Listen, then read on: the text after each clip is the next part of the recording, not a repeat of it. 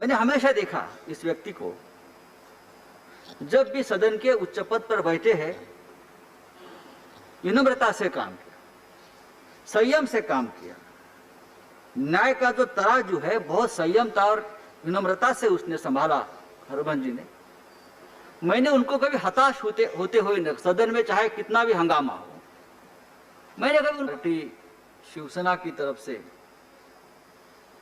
हमारे मित्र हरबंस जी के इस उच्चतम सदन के उपसभापति पद पर चुनने के लिए बहुत बहुत बधाई देता हूं।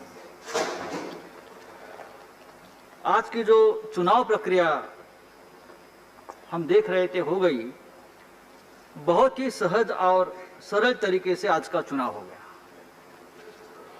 इतना सरल कि जैसे हमारे हरबंस जी का स्वभाव भी इतना ही सरल और इतना सहज है।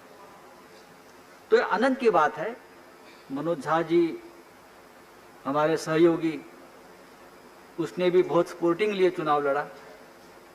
दूसरी बात है सर कि आज हिंदी दिवस का एक महत्व होता है, आपने भी उसका जिक्र किया। और आज के हमारे उपसभापति पद का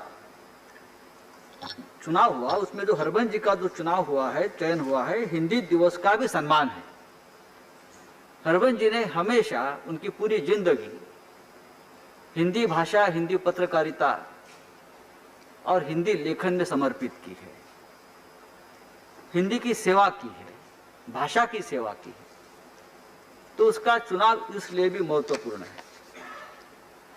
बिहार से आते हैं, वहां उनका सब कुछ राजनीति का पाठशाला, वहां तो सबसे बड़ी पाठशाला है बिहार में राजनीति की, पत्रकारिता का भी वहां उनका काम किया। लेकिन मुझे याद है, हम बात भी करते हैं, पत्रकारिता के बहुत से महत्वपूर्ण साल हरबंस जी ने मुंबई में भी निकाले हैं, मुंबई में भी काम किया है।